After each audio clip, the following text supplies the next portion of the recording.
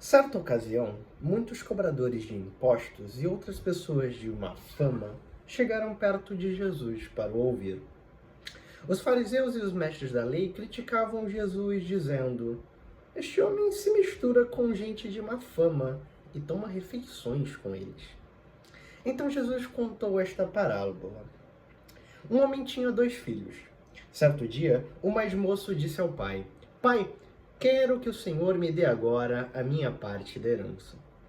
E o pai repartiu os bens entre os dois. Poucos dias depois, o filho mais moço ajuntou tudo o que era seu e partiu para um país que ficava muito longe. Ali viveu uma vida cheia de pecado e desperdiçou tudo o que tinha. O rapaz já tinha havido gastado tudo quando houve uma grande fome naquele país e ele começou a passar necessidade. Então procurou um dos moradores daquela terra e pediu ajuda. Este o mandou para sua fazenda a fim de tratar os porcos.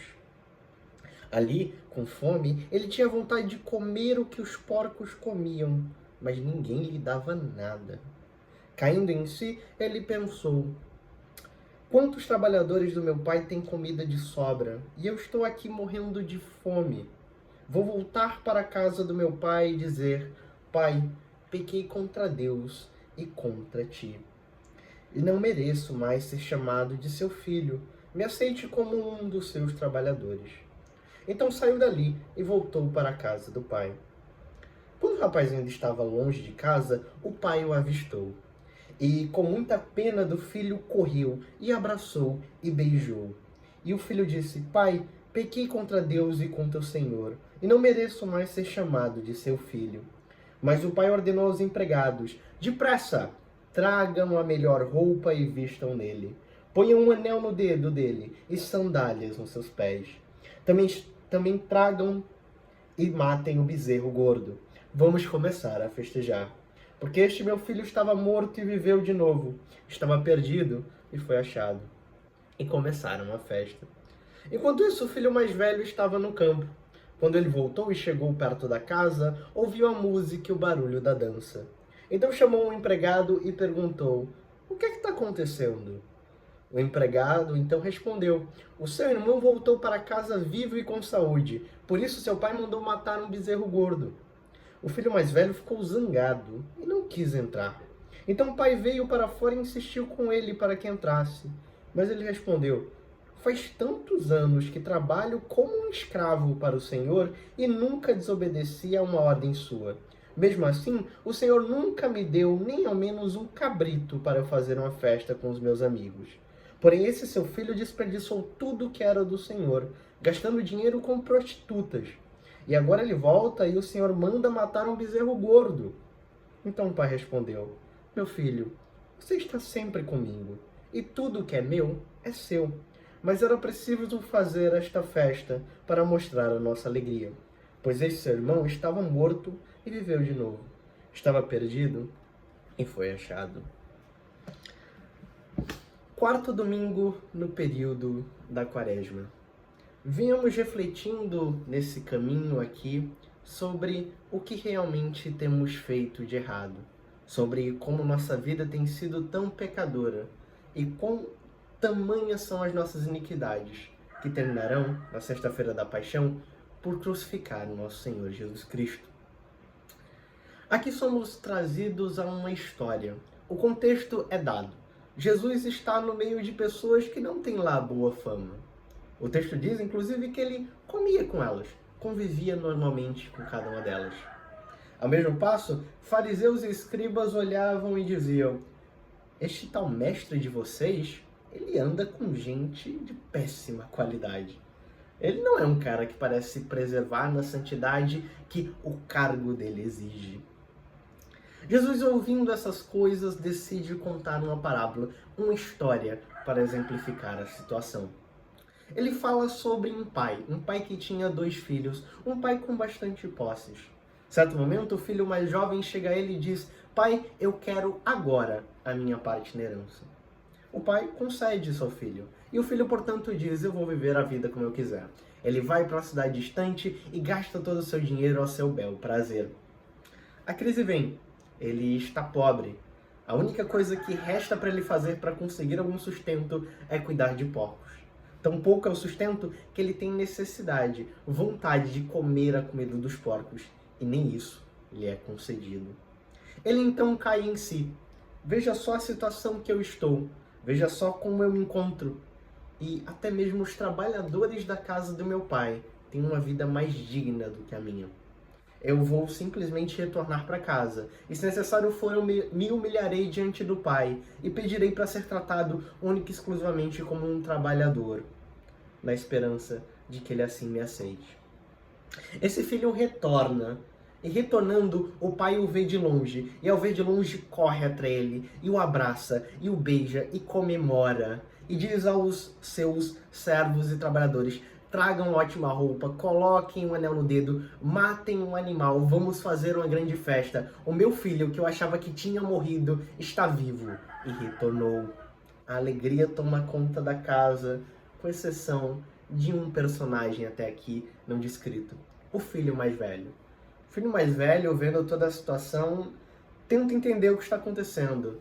Ele chega e por que a casa está em festa? O que foi que aconteceu? Um dos empregados, talvez movido pela mesma alegria ali do local, diz: olha, seu irmão voltou, ele está bem, ele está são e salvo. Ele então sente o amargor no seu coração. Como é que aquele filho que pegou a parte de tudo que o pai tinha, destruiu todo esse valor, agora é recebido com tantas glórias e com tanto amor? Ele se nega a entrar na festa. O pai sai e vai até ele, tentando fazê-lo entrar. Então ele dispara contra o pai. Quão injusto é o Senhor! Porque esse seu filho destruiu o que o Senhor deu para ele. Eu estou aqui todos os dias trabalhando e servindo exatamente como o Senhor quer. E para mim, nunca foi dada uma festa como esta. O pai então relembra o filho com bastante amor. Filho, tudo o que eu tenho é seu. Tudo o que aqui está já é seu. Não se preocupe com essas coisas. O importante agora é lembrar que o meu filho e o seu irmão, perdão, a gente achava que ele estava morto, que ele tinha se acabado. Ele está vivo e retornou em paz. Vamos entrar e comemorar. É uma parábola que, ao momento ali, a moda do que o texto realmente está dizendo, está falando exatamente sobre essa divergência, né? Os fariseus achando que são o irmão mais velho. Nós estamos diante da lei de Deus, nós fazemos tudo de acordo com o certo e o bem, e veja como está a nação de Israel. Essas pessoas de má fama, esses cobradores de impostos, por que o mestre está tão alegre com eles, vivendo em comunidade? Eles quebraram todas as regras. Como é que eles estão sendo beneficiados? Esse é o contexto objetivo do texto. É sobre isso que ele quer dizer. Jesus quer dar uma lição àquelas pessoas. Mas esse texto também pode refletir tanto ao nosso tempo. Quantas vezes somos nós erroneamente levados a acreditar que estamos, inclusive, na circunstância do filho mais velho? O erro é acharmos que nós estamos cumprindo tudo da forma mais coerente. Nós estamos cumprindo tudo do jeito que tem que ser feito. E bem, cadê a nossa perfeição em vida?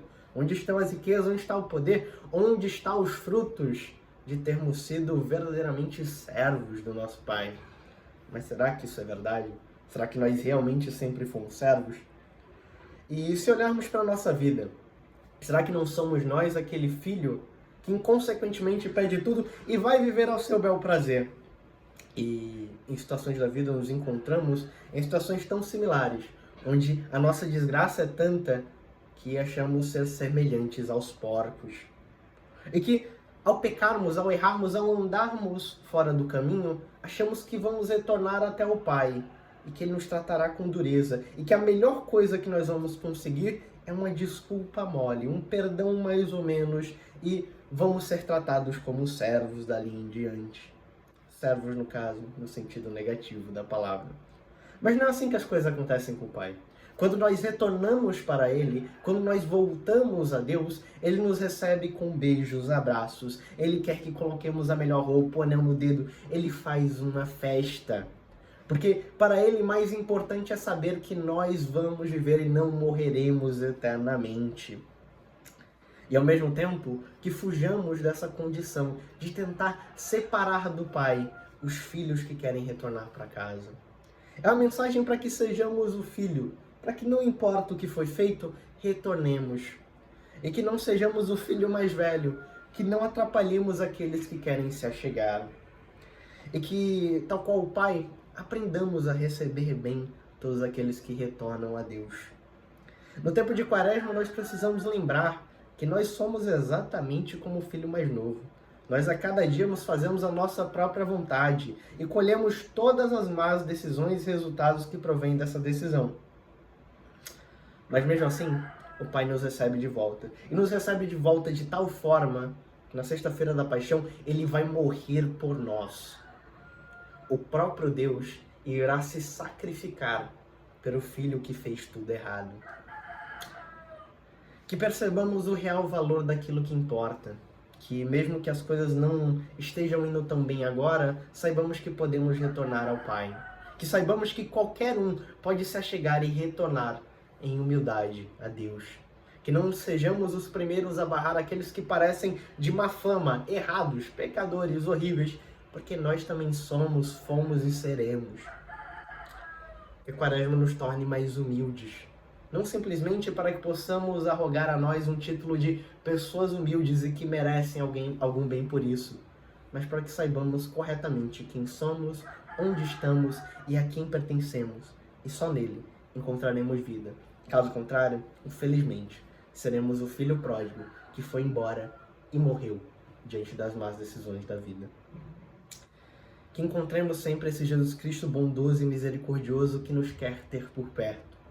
Que não nos convida exatamente para nos mantermos da forma como chegamos a Ele, não. Mas que nos convida a confiarmos nele, para que nele sejamos transformados.